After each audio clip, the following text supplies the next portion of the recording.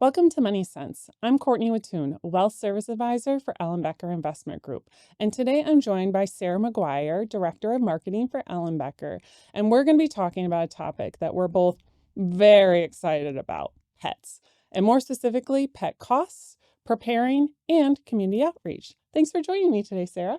I'm so excited to be here with you, Courtney. As you know, I've been with EIG for, just about 4 years. And I think that whole time you and I have always been talking about animals and our pets. And so I'm excited to be doing that with you here today. Why don't you talk a little bit about kind of your experience with pets and maybe any community outreach that you do, just so that the community knows? Sure. No, absolutely. So I have grown up with pets my entire life, primarily dogs. So they've been a part of my family all these years.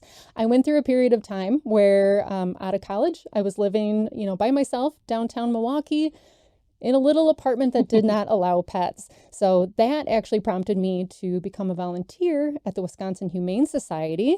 I started dog walking there and just to get my fix every week. And I'm in my 17th year now as a volunteer there. And so it's just such a wonderful organization. Like I said, it gives you your animal fix every week. And I should mention, I'm definitely not here as a representative from the Wisconsin Humane Society today, even though I do that sometimes. But I've learned so many great things from them in my time over the years. So excited to talk about that today. That's going to be great. That's going to be a lot of really valuable information as we go through this podcast today. But before we get started on our first topic, which we want to talk about pet costs, what to kind of plan for and prepare for, I want to tell a personal story about how in my family, pet costs have changed over the last few decades. My parents, full disclosure, know I'm telling this story, but we had a dog, Lady, who was our first golden. My parents had her a year before I was born, so it was our family dog. And when I was in 5th grade, she got sick, and unfortunately, she had to be put down. So the day she was getting put down, my sister and I cut off some of her fur to keep. And then my dad was going to bring back her ashes, and we were going to have a whole ceremony. So we go to school, we come home, do a beautiful ceremony, bury her ashes. My sister and I write poems, all the thing. We're all young kids. Find out a few years ago that the ashes that we buried were from our fireplace and not our dog's ashes. Oh, no.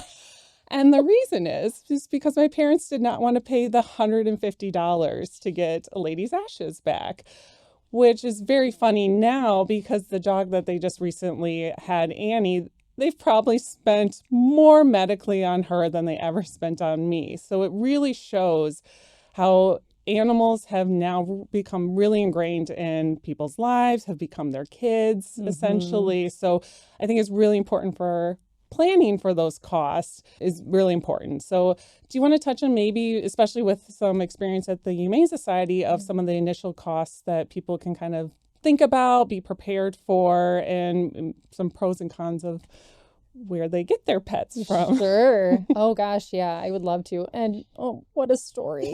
No. But I get it. Funny. I mean, through the decades, pets have really changed who they are in our family, right? I'm on my second personal dog, and there really is a lot to think about before you welcome a pet into your home. Certainly, where are you going to get the pet from? Of course, I'm a huge advocate of adopting from a shelter, but certainly a reputable breeder is another option. So that's kind of that initial cost that you're going to want to think about, is how much are you going to pay to adopt or purchase that pet. And then, along with that, you're looking at those initial vet visits, the vaccinations, spay-neuter surgery, getting microchipped. So I will say, the Wisconsin Humane Society, when you adopt a pet, they do come spayed or neutered, and then microchipped and vaccinated. So all of those costs are included in your adoption fee, which is lovely. Because I will say, my last dog came to me as a rehome, my current dog, and she was not spayed yet. And so that was new to me to have to go through that process. And I mean, that's no small cost. It varies depending on where you go, but it's no small cost. Yep. So those are things you definitely want to keep in mind. Of course, along with the standard, the dishes and the beds and the toys and all that fun, all the toys. Yes, all the toys. And the treats. And the treats. Yes, you can't forget that. Yeah. They will not let you forget that. Oh, no. Yeah. And, some of the costs that maybe people don't think about are obviously those unexpected costs, the surgeries, the illness, long-term care for depending on their breed and that part of it. So that's something that clients ask us about a lot on, how do we manage that? Sure. And we'll talk a little bit later on in the segment about some of them, but, pet insurance is a big thing. I actually got pet insurance for my cats from listening to a podcast that you did, Sara, a while ago with the owner of Aquatherapy Pets or Dogs. Aquatherapups. Yeah, yep. Therapups. Yep. Yeah, she touched on, I was hemming and hawing on, do I want to get pet insurance for these kittens that I just got? And she really talked about kind of how it has helped other people. And I was like, yeah, I think I'm going to get it. And I'm glad I did. Right. I've used it already. And your cats are fairly young. Yes. Right? Yes. So I had to use it on my female cat. Come to find out she had indigestion. Oh. But having that pet insurance was really great to have from that standpoint. But there's other things that are out there with financing. Not that I'm encouraging credit cards from a financial standpoint, but they are good in an emergency. And there's a lot of great ones that have 0% financing and stuff for periods of time that I don't think people really realize. Kind of circling back to how pets have become so ingrained in our lives. I think the financial world has also seen that too and has made some adjustments. Well, and I'll add, I think it's fabulous that you even talk to your clients about this. Certainly before working at EIG, I probably would have been a little more fly by the seat with my pants, like, let's get another dog. But really being mindful of that, I think that's great, that's something that you do with your clients and help them out. And I know we could talk more about that later, of course. But when you think about costs, I did a Google search, and on average, dogs on the high end can be anywhere from about $200 a month, and cats about $140 a month. So being ready for that is really important for people to feel prepared. Sure. Oh gosh, I wish my situation was $200 a month. I think important, like you said, you just know yourself as what you're going to be like as a pet owner, because I'm way over that. Yeah. But if you're prepared, it's okay. Yeah. Well, and I'll say my cats, cats are easy. Cats are not normally monthly basis. So, some months they're nothing. Other months when my subscriptions come in, for the litter and for the food, then the costs go up. But for them, they average out a little bit more. But I know that's probably pretty accurate for dogs just because they require a little bit more. So knowing what type of pet maybe fits into your family and your budget is important too. And I also want to tell people we're kind of mainly focusing on cats and dogs. Yeah. But being prepared for rabbits or lizards or snakes. Birds. Birds. Birds are, they live a long time. So yeah, it's unique to every pet, but definitely ways to prepare for each. Yeah. Cats and dogs are the most common. So that's kind of our focus and our niche. But, being prepared for any type of pet is super important. Definitely. That part. Well, we're going to take a short break. And when we come back, we're going to talk about being prepared for a pet.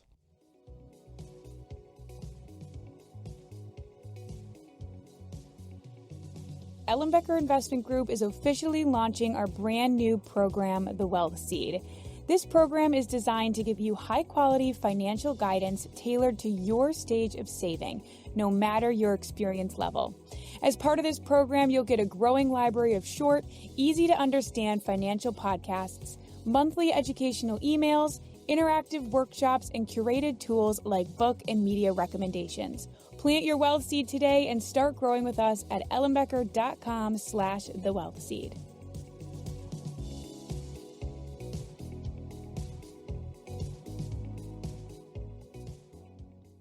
Welcome back to Money Sense. I'm Courtney Witthuhn, Wealth Service Advisor for Ellenbecker Investment Group, and today I'm joined by Sara McGuire, Director of Marketing for Ellenbecker. And our next section, we're going to talk about planning and being prepared for a pet. So, Sarah, what are some of the things that people should think about that's important when planning or getting prepared for a pet? Oh gosh. Well, first things first, take a look at your household and take a look at your lifestyle. Mm-hmm. Different pets bring different dynamics into your home. Different pets need different exercise, need more time commitment than others, maybe. Some dog breeds or some dog based on their age might be a little less active than others. So if you're someone who, say, doesn't like the idea of going for, a couple 30+ minute walks daily, maybe keep that in mind and don't get yourself a young pup or a very active dog. So I always encourage people to kind of start there. And of course, then work with your financial advisor, such as yourself, and make sure that before you do enter into that you are financially prepared. So, yeah. Sometimes I wish I would have gotten that advice when I decided to get kittens. Yes. As cute as they are, and as much as I love my 2 little babies, I didn't know their personalities. I didn't know what type of animal they were going to be. And my male cat, which everyone in this office has heard of many times, all know that he's very vocal. And again, I love him dearly, not at 4 a.m. But had I gotten a little bit older cats and known kind of what their personality was, I probably would have avoided that. But again, I still want to have my 2 babies. So I don't regret it. But that is advice I give people now about thinking of those types of things. While puppies and kittens are really cute, you don't know what you're going to get versus a little bit older animal. Absolutely. Yeah, I think I mentioned my current dog that I have came to us as a rehome, and she came from a lovely family. They were great, and they had her best interests at heart, certainly. But doodle puppies are cute, and they got her at 3 months old, and my gosh, people are not necessarily prepared for doodles are very popular right now, just how much energy and time they need exercising and really being stimulated out and about, be it with just new spaces or smells or people or what have you. So really being prepared for that. Yeah, lifestyle is really important. I mean, my husband is a dog person, loves dogs. I love dogs too, grown up with them. But we live in a 2-story condo with no yard. And so for us, a dog didn't make sense because he would want a bigger dog. That's what his family grew up with. And so that's why we settled on cats. Yeah. But that is a really big thing I think people need to think about is not only their lifestyle, but what animal can kind of fit into there and really doing the research. Because that's what's going to make the pairing very successful and hopefully not having to be in a rehome situation or having to return the animal, which again, any rescue will take back their animal. Correct. Reputable rescue. Reputable rescues, reputable breeders, and that's why it's so important that you're doing your research ahead of time of where you are getting your animal from. Because if you do, circumstances change, you of course want to go into that relationship thinking that for the next 15 years, give or take, you're going to be with this animal. God forbid situations change. You want to make sure that you've adopted them from a rescue who says, bring them back, no questions asked, or same with a breeder. So very important. Yeah. And we're going to touch a little bit in our next segment about some community outreach if people fall on hard times, because I don't think that gets talked about a lot, but definitely entering in it thinking the 15, 20 plus year commitment, especially for cats. I'm fairly certain our cats are going to live to 20 just because they'll live forever. They're going to live forever. Smokes is going to be yelling at me, 19 years old at 4 o'clock in the morning, and I love it. Yeah. He's the cutest little guy in the entire world.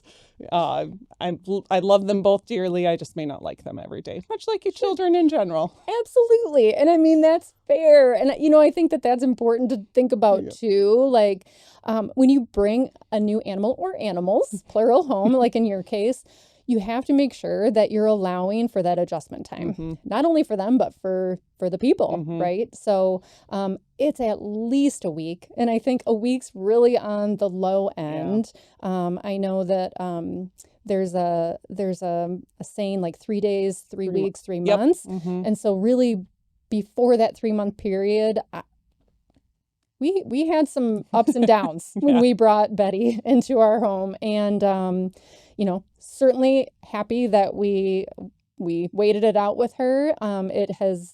It's turned out lovely, but you do have to prepare for that time and know that it could take some time to transition the whole family. Yes. Yes. Well, and that's why it's important for a whole family to meet the animal and just, again, make sure they fit in, and kind of touching a little bit on, things to think about as if you get an older pet, some of those possible expenses that could come in, or if you're needing to socialize your pet. My cats could have used some socialization. I don't know if there is any for cats, but I know there is for dogs. And I think Betty goes to a doggy daycare every once in a while, right? Does, yeah. She goes twice a week. And socialization was a huge part of kind of her plan when we brought her home.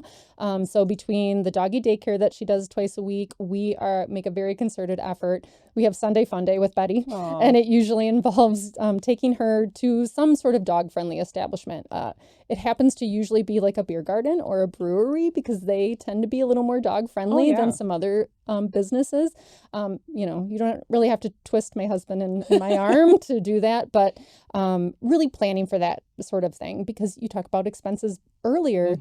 Doggy daycare, I mean, that's something that we work into our budget on a monthly basis, just to make sure that Betty does have that socialization on a regular basis. Yeah, and that's super important, again, for the dog, for the people. And you guys are social people, so you needed a dog that was also social. Yeah, that's a great point, Courtney, truly, because and great thing about rescues, and two, you said getting an older animal, you know their personality a little more. But a reputable rescue is really going to work with you and make sure that your family's lifestyle fits with what they know about that animal. For example, one of the things that I do for the Wisconsin Humane Society is the Pet of the Week segments. So I get to go and pick up, a puppy or a kitten or sometimes an older cat or older dog, take them for a car ride, and show them to the world on TV and get them adopted, right? Very exciting. Some animals handle the car much better than others. And so people always say to me, how do you not take them all home? And I'm like, well, some things to consider, right? Like, I want my dog to be able to go on car rides with me, come to the office with me like Betty does here. And a dog who's not comfortable in the car, I would have to honor that, but that would be very different from the lifestyle I'm used to. Yeah, on that. So speaking of car, my cats do not do well in the car. No. But again, I wish they could have been like the cool adventure cats who can go on a leash and go outside, and I make Instagrams and they become famous, and that's just not them. No. And the only times they go on a car ride is to the vet, so they've associated that with not fun times. Sure. So that's I'm just where I'm at with them. But again, animals, they bring me joy. They bring me joy. Same on that part. Well, switching gears a little bit, when we talk about financial preparedness for a pet, when we work with clients, we teach them to practice what they need to live on for retirement, years before, just to see, is it doable? Do we need to make adjustments? And so I recommend that for clients too, with thinking about getting a pet. Practice setting aside, maybe it's $100 a month, maybe it's $200 a month, and seeing if it fits in your budget. You could also put it into an investment account on the side and have it invested in a fund that is going to earn you money. So one, you're saving for yourself. And two, it's kind of setting things aside for an emergency should you get a pet. That's brilliant. Yeah. Instead of getting pet insurance, not everyone believes in paying a premium for pet insurance. And I can make an argument for either side. I can make the argument if I could have just been putting that money I'm paying into premiums for my cat's insurance into an investment account and probably have earned enough to cover what I've used it for. But for me, it's just easy. It fits in my budget from that standpoint. So either way, but if you're not going to do like a pet insurance, putting it into an investment account is a great alternative, because again, it's there if you need it for yourself, for your pet, and anything in between. That's brilliant advice. Sorry to jump in, but I have to say that is brilliant advice. I don't have the financial mind that you have. And I certainly didn't have anyone like you in my life when I adopted my first dog. And she came from the Wisconsin Humane Society with a month of free pet insurance. Oh, nice. I thought that was fabulous, right? But she was 5 months old. She was this vibrant little puppy. And, it's fine. I don't need to continue that, like an extra expense each month. I wouldn't have even thought about setting money aside in an investment account. That's not, where my brain went. I know now, thankfully. But as Tula aged, I incurred some very costly vet bills with her. She had an emergency surgery that was $10,000 and she was the love of my life. And so I was going to pay for that no matter what.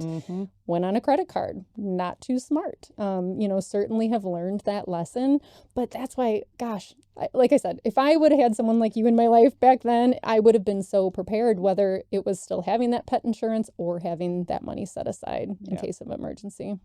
And like I said, I decided to get mine from listening to a podcast. We have a couple short podcasts on our Wealth Seed from a high level talking about pet insurance. Can I afford a pet? So we have a lot of great resources now. Overall, I look back, my sister had pet insurance on her dogs and ended up her second dog, Apollo, got cancer. And she ended up, it was wonderful. Same situation. He had a surgery. It was, $10,000. And to her, it was only a few $100s out of pocket. Sure. So, but her other dog, Rocky, she's never used it on. So it's kind of that give and take of what makes sense financially and what fits in. And if you don't want to commit it to the insurance piece, committing it to an investment piece, or even just savings, really, I think would make people feel like, this will fit. I feel good. I feel confident that this is going to fit into our lifestyle, into my cash flow and my budget. And again, I want people to plan for the day-to-day. Emergencies are going to happen, and there are different ways. Like I said, there's financing. You can work with your vet. I saw something on Instagram from a vet in California talking about tell your vet your budget. If you're bringing your animal in, and you don't know what's wrong with them, and it's not something like a broken leg or something like that, but you think they might have an illness, letting them know, like, I have this amount of money that I can afford, and they should be able to come up with a treatment. I don't think most people know that you can do that. Absolutely. I had never heard that. That's great to know. I mean, my gosh, I guess it makes sense, but and to have a vet that is suggesting that and is willing to work with you, and you know that they have your animal's best interest at heart. Yeah. And if you try this and you feel like, a pet's not going to fit into my lifestyle right now, there are alternatives to maybe not getting a pet, but you could foster. Yes. Oh my gosh, fostering. I have yet to do it myself, but I will tell you that's something that we encourage so much at the Wisconsin Humane Society, even if it's just for a few days. I hear a lot of people say, "Oh gosh, I could never do that. I would hate to see the animal then leave." Every organization is different. I know at WHS, if you are a foster to an animal, you have first dibs if you would like to adopt them, which is great. But even if that's not in the cards, being a foster, giving that animal time out of the shelter, that's incredible. Getting them used to a home environment. Maybe it's a litter of kittens and you're, helping nurse them because they don't have their mama or whatever the case may be. That's such a wonderful way to have an animal in your life and really get that fix while giving back. Yeah. I would love to foster. I'm pretty sure Smokes would not have it. He would probably be hiding all the time, but who knows? Maybe it will bring him out. I volunteer at Haws 1 hour a week to cuddle cats and socialize cats. And people will say to me, even just doing that, they're like, how do you not take them home? And I'm like, you'd be surprised at the turnover, or you're seeing how the behavior is in the animal, and you're like, oh, that wouldn't fit. You're really cute. Right. I'm having a lot of fun with you for this hour, but I don't think you fit in a lifestyle. But that's another way to get the animal fix. All the rescues, the Humane Society, Haws, all of them are looking for people to volunteer to dog walk, to cuddle their cats. I mean, Haws has small critters, and there's critter cuddling. They have a horse sanctuary for people and they can help volunteer out at the barn and work with horses. So there's just a lot of different opportunities for people just in general, either way, the fostering or the volunteering. And then you also have people who make a business out of it with nowadays with Rover. True. Yes. You can watch a dog or other animal Yep. in your home while their owners are traveling, or use it as a resource as well while Yeah. you're traveling. So yeah, that's a good thought as well. Yeah, my sister has used Rover a lot. She has 2 pit bulls, so Yeah. not a lot of places will take them. Sure. Plus, they're just better in their home anyways, Right. overall. And so she's used Rover many a times in multiple states and has loved it. And you end up kind of getting that same person, and it's a great income source for people to make a little extra money, or you can Heck make it your yeah. full-time job nowadays. It's just Right. so great. Yeah. Well, and even so many, you mentioned the podcast I did a couple years ago with Becky from Aquatherapups.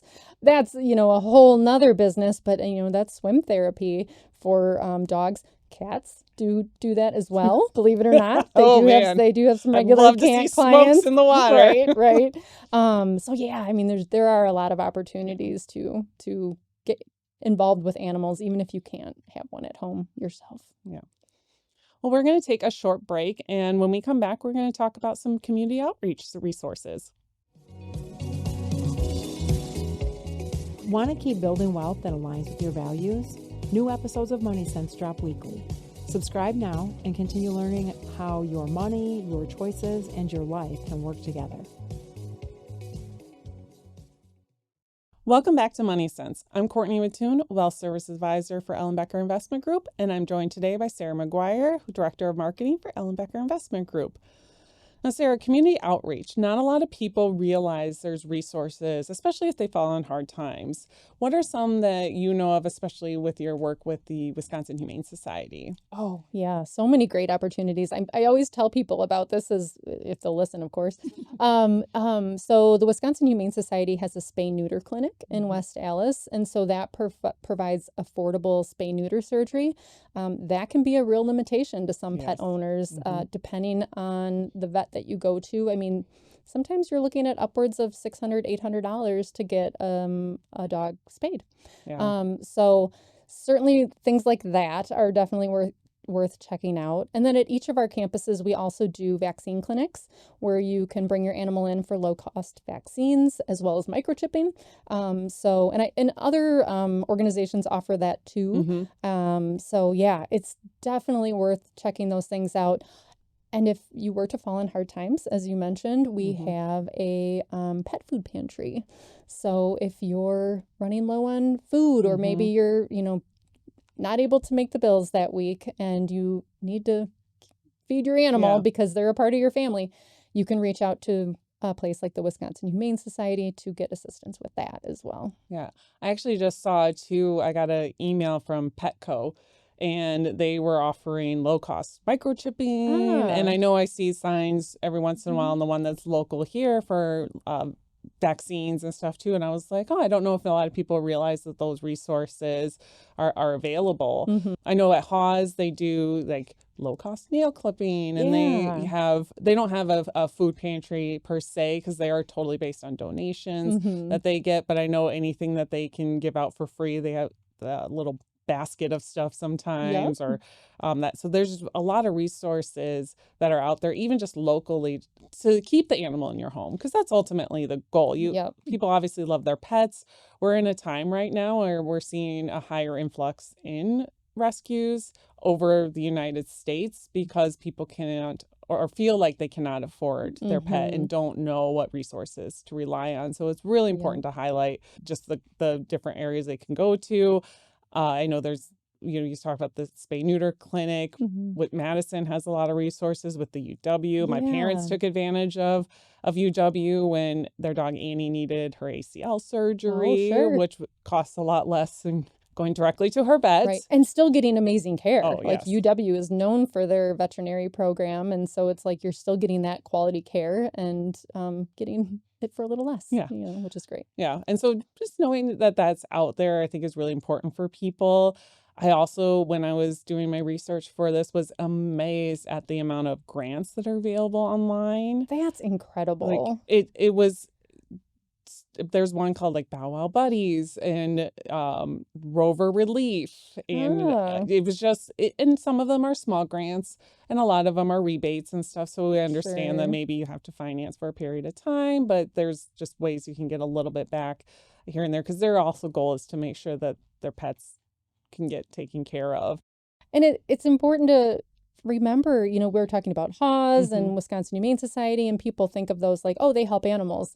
Well, they're really there to help the people who love them as well. Yep. And so it is, I can speak for ours, it is their goal to keep the animals with their families. And so they do provide help. And I had never heard of the grants until you told me about that. So that's exciting to know that there's even that extra help available out there. Yeah. I just Googled like pet care, or I forget exactly the wording, but it was like grants for helping when you have low income. Was kind of the general Google search I was doing. And what's nice is it filters it locally to where you are. Sure. So again, a lot of our research and the things we're talking about is a little more located to Milwaukee-Madison area, but there's obviously resources throughout Wisconsin and all the states, because keeping that family unit, which includes your pet, together is the most important piece. Absolutely. Well, before we wrap up, I want to make sure to touch on estate planning for your pet. It's really important to put in either your documents or within just your personal property who's going to take over if something happened to you, and probably setting aside a little bit of money for whoever does. Sure. We have clients who have done that within their trust documents, so it's becoming more of common for people to do that. And I know there's also resources online to make sure you kind of have that lineage, because I think when we were talking, you mentioned that does happen quite often, where an animal's coming back into the shelter because someone passed away and they don't have family to take care of them. Yep, absolutely. So not only financially preparing, but estate planning is really important for your pets. Definitely, yeah. Thank you for joining us on Money Sense. We hope today's conversation made a meaningful difference in your personal and financial well-being. At Ellenbecker Investment Group, before we plan, before we advise, and before we invest, we listen. Have a great week. Thanks for listening to this episode of Money Sense, brought to you by Ellenbecker Investment Group. If you found today's conversation helpful, we encourage you to share it with a friend or family member, and be sure to subscribe wherever you listen to podcasts so you never miss an episode. At Ellenbecker Investment Group, we believe that education is the foundation of confident financial decisions. That's why we're proud to bring you insights from experienced professionals to help you build true wealth beyond just money. Please note, this podcast is intended for general informational purposes only and does not constitute personalized financial advice. Before making any financial decisions, we recommend consulting with a qualified advisor who understands your unique situation. For more resources, visit ellenbecker.com. We'll be back soon with more insights to help you live with clarity and confidence.